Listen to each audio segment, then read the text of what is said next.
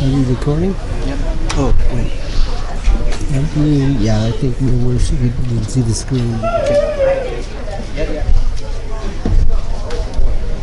So, as I said earlier, I'm Jacob Weeks. I'm part of the year-round staff here. And one of my hobbies I have is astronomy. Is anybody else here interested in astronomy? A few.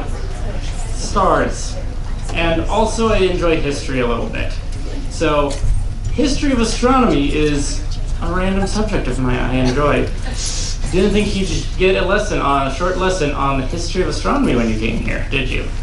But the stars and how we all fit into them and understand them. For thousands of years, people have been using the stars to navigate and tell the passing of time, but never really understood how we all fit in it. For the longest time, the model that most people thought was the Earth was still, we sat in the middle of everything, and it all rotated around us. That's what's called the idea of geocentrism. So there's the Earth, and the moon orbits us, and the other planets, including even the sun traveling around us.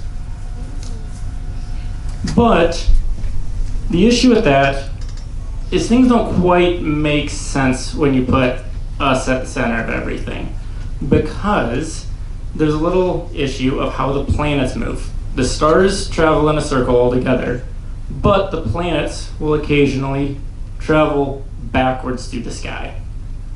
And people notice that right away, of why do the planets not follow the same pattern? They should just follow a circle if they're orbiting us.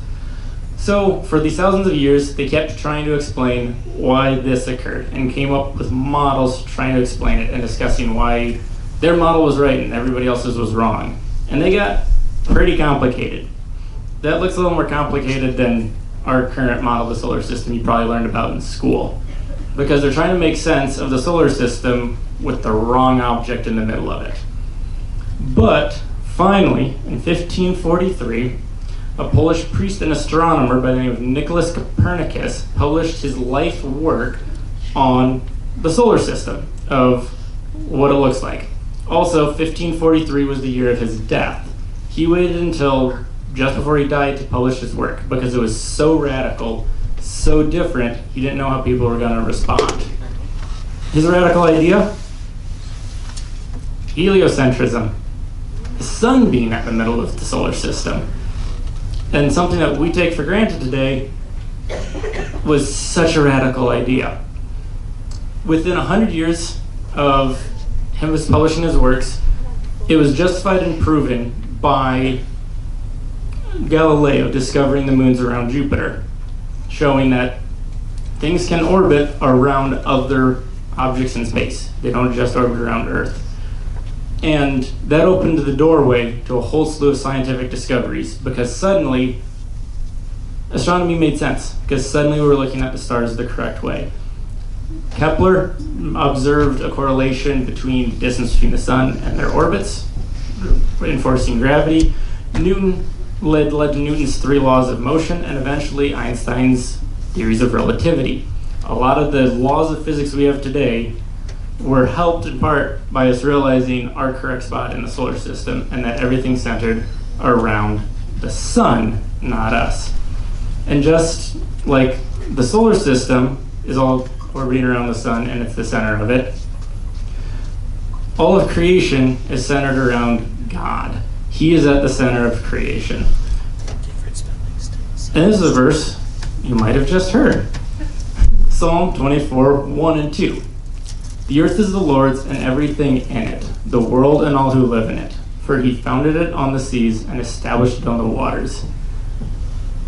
Everything on this planet is God's. It all points back to him and he is at the center of it. All the trees you see out there, the lake, the stars that fill the night sky, they all belong to him because he created it all. He's the author and the designer of it all. It's all his. So, if him being at the center of creation, what is our response to that? What do we do? Well, put him at the center of our life. In Mark, and we just sang a song on this, the most important one, answered Jesus, is this: Hear, O Israel, the Lord our God, the Lord is one. Love the Lord your God with all your heart, with all your soul, and with all your mind, and with all your strength. So the key word, and there you might have already spotted, all. We should love the Lord our God with all our heart, all our soul, all our mind, and all our strength. Not a little bit, not some, but all. Should be all in. God is at the center of creation, and he should be at the center of our lives. Or you could say we should be all in for God. Not partway in, not somewhat in, not even mostly in. We should be all in. If we love God with all our heart, all our soul, all of our mind, and all of our strength, he will so permeate everything we do so that our actions become a reflection of him in our lives. All of our actions, our thoughts will revolve around him. He will no longer be a side thought or something we add on to our lives. He will be the focal point. So, what is an example of living our life all in for God, for following his leading, letting him be the center of it? An example for me, for my life, is following God into ministry. When I was all your guys' age, I thought I knew what I was going to do with my life. I was going to attend the Air Force Academy, and I was going to fly fighter jets. And that was my dream. That's my goal. It was all centered around getting to fly the next generation of fighter jets in the Air Force. And that's what everything revolved around, that dream. And it was all centered on me. It was all centered on me to do something cool. But in high school, God started calling me something different. And I realized his call was for me to be in full-time ministry. I went to college and spent 4 years training to be a missionary. And now I get to serve every day here at this camp. And that's not saying everything I've ever done in my life is perfect. I'm not saying I've always kept God at the center. But when I let something else drift into the center, when something else becomes my focus, the center, life starts making less sense. Things get confusing. Just like the solar system. When we put ourselves at the center of the solar system, things started getting messy and complicated. But it all makes sense when we put God at the center. So whenever I draw back and have God at the center, and I'm following his guidance and leading, it all makes sense. Everything starts to fall into place, and a lot of the worries and confusion in life matter a little bit less when we let God be the center of our lives and we live all in for him. So, I'll close this in prayer.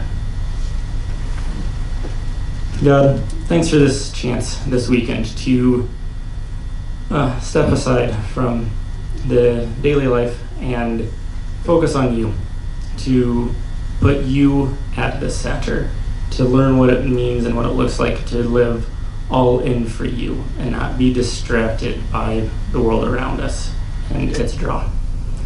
I pray for all of this weekend, that we may learn more about you and about who you are and how that changes how we live.